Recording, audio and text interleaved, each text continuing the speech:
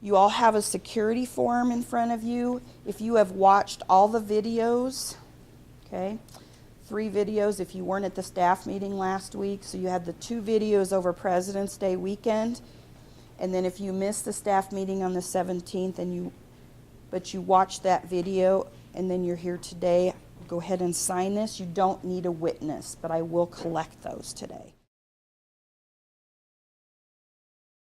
Test administration manuals. The test administrators, I have 26 of you. I received 20 manuals. The 20 manuals are barcoded and you can check them out. So test administrators, I would ask test administrators to check those out first. Proctors, I have some coming from the print shop to give to you folks as well. I needed 46 manuals instead of the 20 that they sent me, so I've been working on getting all that done. I should have all of those manuals by the end of the day tomorrow. Staff roles on the bottom of your staff assignment sheet that's in the left-hand pocket of your folder, and I have your name highlighted on it. It describes what a test administrator does, each of those roles, what they do.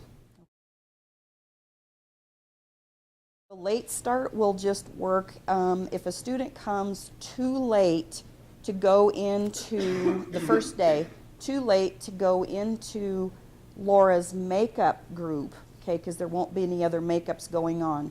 So the first day of ELA, March 3rd and March 9th, if a student arrives late, too late to start in their regular testing session, they would go to Laura.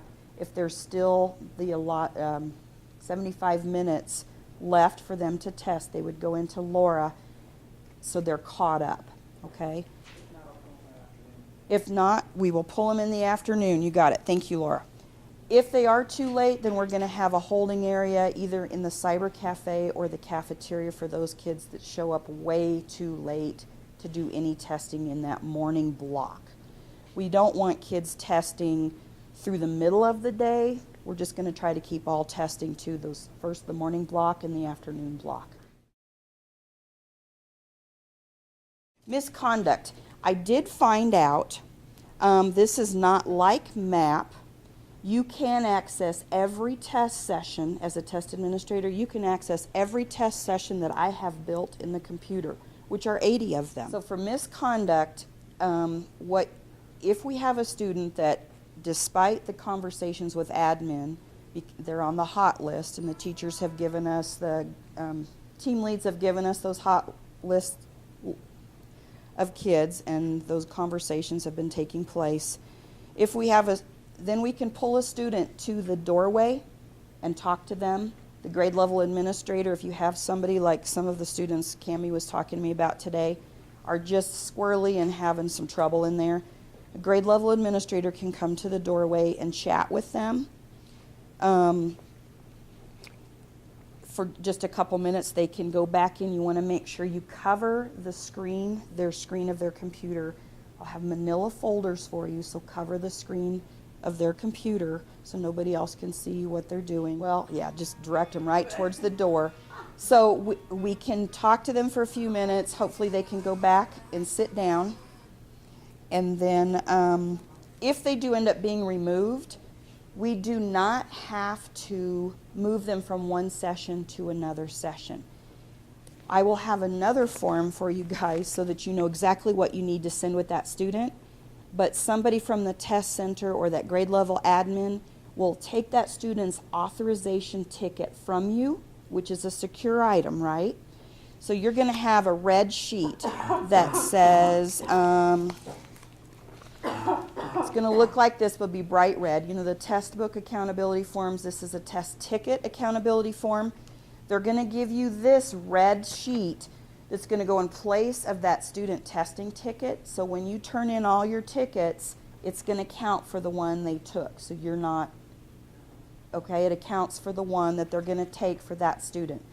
So they're going to take that student and their testing ticket to an alternate location to test. So we have a little bit more on the misconduct protocol if we need that. If you have a misconduct issue, you should have a proctor. There's usually one proctor for 2 test administrators. So 50% of the time you'll have a proctor around, or there's a ton of hallway people that you see there. So grab one of them to send down to the office rather than to use your phone. Okay. Unless you, I mean, it's like 10 minutes and you can't get anybody, but I don't anticipate that happening. Okay. If they need to be right out in the hallway, I mean, I've never had it happen, Yeah. knock on wood, Yeah. where they absolutely can't sit there for the 5 minutes or something. So if that happens, set them out in the hallway if they're just screaming. But each student will have a testing ticket, and I'm going to print them 1 student per page, but I want a full page for each student because we have to count for these and sign them when you check them out. So they're just very simple, but on them it has the student's name, and then the username is a 10-digit number, and the passcode is 6 digits or letters, and it's a combination of letters and numbers, and I think caps too, maybe. Now the password is going to be the same for every student for that session. Okay, for session 1, the password is the same. The username, though, that's what's different and identifies the student in the computer. Okay, so that's why those are secure items. Okay, when you go to staff and go here, and that one now. All right, back to, this is what it'll really look like when you're in testing. So I'm going to go to sessions. I have to go to the search where find sessions. I'm going to search. And let's say, let's just go with the first one, Kimberly's ELA. And then it's grade 7, so I'm going to find the grade 7 ELA makeup session. So when did you see it? No. When you first log in and set up your session, it might be to your benefit to, there we go, that's math. We want to do ELA because it won't, okay. As you notice, there's 4 pages of sessions. It might save you time to do, ELA makeup. so I'm selecting that one, and I selected Kimberly's. Those are the only 2 sessions that I need if I'm Heather Kimberly, okay? Then I'm going to go back up here, go to Students in Session. Then you have to click on Heather, and it will bring up her testing group, or your testing group. Let's say you're Heather. And let's say Beatrice and David are absent. And this is towards the end of the session or halfway through when there's not enough time for them to test. Then you go back up to tasks. You're going to use tasks a lot. You're going to click move, okay, and then start. And of course it's going to make you wait. Now this is the same test, so it's going to be, because they want to try to keep you moving a student within the same test.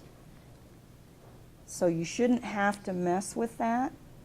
Now, so here it shows you that these students, it shows you Kimberly's and it shows you the makeup session.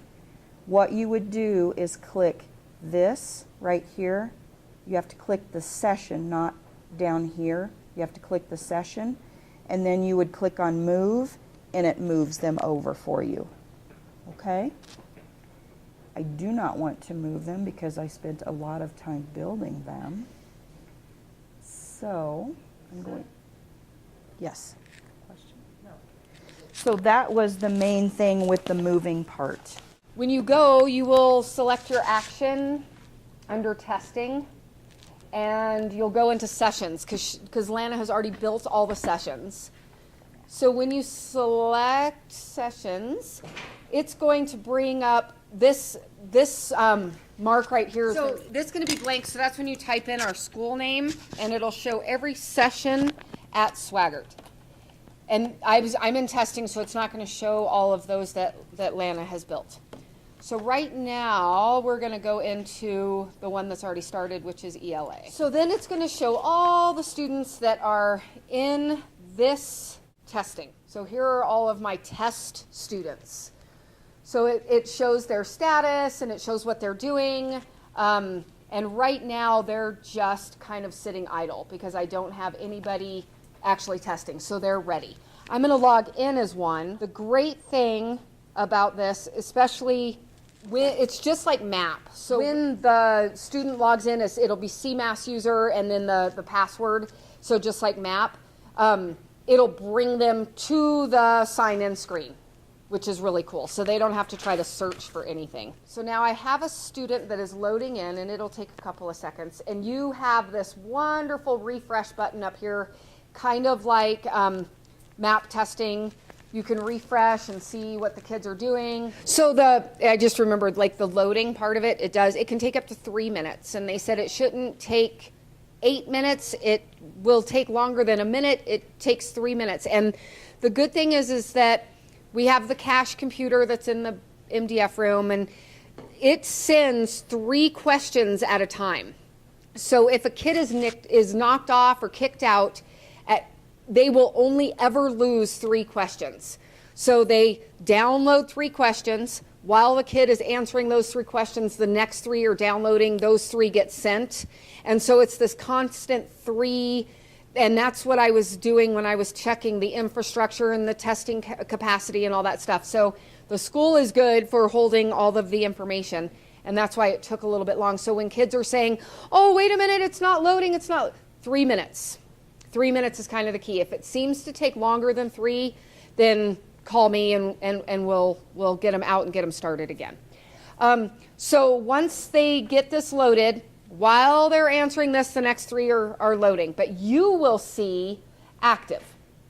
So once they're green, they're active and they're testing. These are the color codes that they are the status of testing. If like this kid exited, once he logged off, then we can resume him, and his login screen will show login again, and he will log in. If you have not gotten that, check the junk just to make sure it shouldn't go in there. Check that. If you haven't gotten it, go ahead and email me and let me know. And then make sure you try your login. Once you've reset your password from the temporary, make sure you try it again on Friday or Monday. There isn't. Huge long code. When you have students that are absent in testing, then I'm going to ask at the end of that session that you move the student to the makeup group, so we know for time efficiency, then we know we need to pull them for the afternoon if they're present, or pull them the next morning to test. That second option, the resumed upload, Don't use that one. Really bad. Yes, just resume. There's a way to get out of resumed uploaded, which it's in some of the training material. We can help you dig that out if we need to. So don't panic if you do exit, because we all make mistakes. We're all learning this time. So. Okay. That's simple. Okay, so some of the things that you might see in your packet. Kathy stuffed the error codes in your folders yesterday. So there are 2 copies, one of what you should call Robin for, Robin or Stephanie or Phyllis, and the other one you should be able to fix on your own. It tells you how. Correct? Yes, and there are protocols, I think, as to how to call us, right? That's part of different things. Again, I would try to go through your proctor and your hallway people. Your hallway people should be circulating a lot and checking on you frequently. If that doesn't happen, I want you to let me know. Not to tattle, but maybe somebody gets pulled in one direction and we need to take care of that situation. So you have 2 error code sheets. You have your fix yourself sheets. And if some of you are really uncomfortable fixing yourself, that's cool. Just call me. I'm sure I won't be busy. And so I'll come in and help you. That's really cool. But they are just, and they tell you what to do. Message 1001, don't panic. This warning is an indication that the test questions were saved to the computer rather than caching computer. Click there, and it tells you what to do. So if you're seeing that message, click there. When the message appears, click retry. It'll send it back in. when to still not panic, but to call me is the newest one, since they're making me do the Java update again, is if when they say start test and it pops up that your Java version is out of date. I need to update the Java. That's what the push is coming through this whole week. If it doesn't catch them all, then this is going to pop up on some of them. Shouldn't take long as it did for us to put them on yours is all it should take. The other one is a code 3030, and that just means that their pop-ups were disabled, and the default for all student computers is to disable pop-ups. Well, PARRC is a pop-up. So we do believe that 99% of the computers have been enabled for this. It kind of enables it with this update. But if it doesn't, you're going to get the code 3030, and it needs admin to disable the pop-ups. So those are the two that, see, they're still not panicky. They just need an update. And both of them are pretty quick. If a computer screen goes wonky or weird, the thing is that I and my team are supposed to come into testing center. Computers are not supposed to leave because they may have something on the screen that the other kids can see. So when in doubt, just call one of us to come in, and we'll get there just as fast as we can and fix it. Next question is up on the computer. We don't want to send that kid out or send that computer out with a proctor or a hallway person to get it fixed, because it is a secure item, and then you have a security breach. Okay, I understand how that can how it can happen that we would do that, because we're trying to be expedient. Just we're going to try to keep giving you that gentle reminder. What we will do is you'll want to have them call me so I can come down and talk with you. We'll problem solve together. I can contact the district. We'll figure out what we need to do if we can't solve it in the building.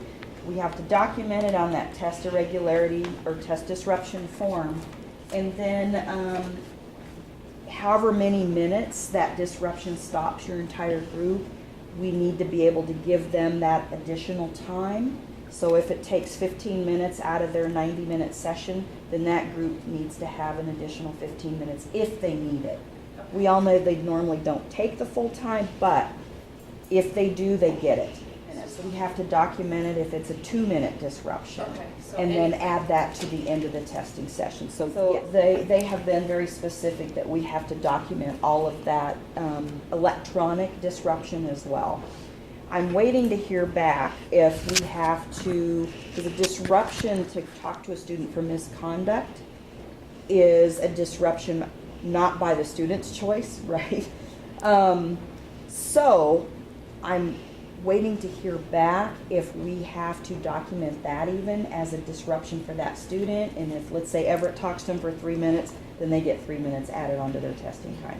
I don't have a response yet. I have 26 kids in my testing group, and if 2 of them have computer problems, then I say stop what you're doing at 75 minutes for 24 of them, and then those 2 get the extra 3 minutes or 2 minutes?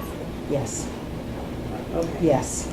The rest. 3, so you could go over and say quietly to them, or you can let them know that they get that additional 3 minutes, Okay. which seems Really it's very disrupting. counterintuitive, disruptive. So at that point, yes, what we might, if it's a large amount of time, then we might need to, chances of them actually needing that additional 3 minutes Are slim. beyond that 75 are very, very slim. If that happens, then maybe what we need to do is just move that student to an alternate location. So call me when, if that, I'm going to say if that happens, because I don't think the likelihood is there, but if it does, call me, we'll problem solve it, we'll figure that out. And the good news is that first, we will get the majority of the kinks, the longer errors fixed on Monday. And 2, all of these errors that I'm able to fix will happen when they try to log in. So we'll know quickly, we'll know right away that there are a couple that need updates. The seal codes, this is where, and I will have it printed for you, but I go to the resources for that testing group, and the seal codes it'll look like this. So ELA has 3 sessions, right? 3 units. So for session 1, that's your seal code. Session 2, that's your seal code. Session 3, that's your seal code. Okay? And then student authorization tickets. This is what so maybe you can see that a little bit better than when I was just holding up the paper. So it will have the student's actual name up here, their formal name. Their username specific to them is that 10-digit number, and then this is the password for that unit. Every student has the same password. Okay, so I will have all those printed for you when you come and sign out your materials before your testing session. Now, I'm going to go back to home. Okay, I'm going to go to sessions. So I went to testing, and then I went to sessions, okay? Then I go to this search bar, and it's going to show me all the results. Let's see what it shows me. No, it's but that's okay. So when it's not in testing mode for you, you will see 80 different sessions, okay? So you'll have to weed through them, and I will tell you what. But it will be, remember, it's the school code 8457. Grade, you guys will be testing, well, grade 6, 7, and 8. So you'd say for Adrian, if she has one to move, it will be grade 8 ELA for the first test we're doing. And then it'll say makeup and BHAN. So I'll let you know what your makeup session is that you would move that student to. For today, let's pretend that this math test one is the makeup session. That's the other. So I'm going to select my session I'm testing, which right now is the ELA test session. And let's pretend, if you will, pretend with me that this one that says Swigert Math is the makeup session that we want to move the student to. Okay? Then I have to go back up here. We're going to go to students in sessions, and I'm going to go down here, and let's say it's this particular student, and there will be a name instead of a number. So it's Johnny Jones, and Johnny Jones is the one that I want to move. So I'm going to click on his name. So let's say you have 2 students that are absent that you want to move. Then you got to go back up here to tasks, and again, this is several steps, so I will have screenshots for you, because I'm one that needs those. Then we're going to go to move students between sessions, and I'm going to click that one. And then you have to go, now when you're not in the training mode, the start button is right here. So you're going to have to click on start, and it's going to, so they're in the ELA test. I have to go up here and I have to switch it because I'm switching him over in this example to a math test.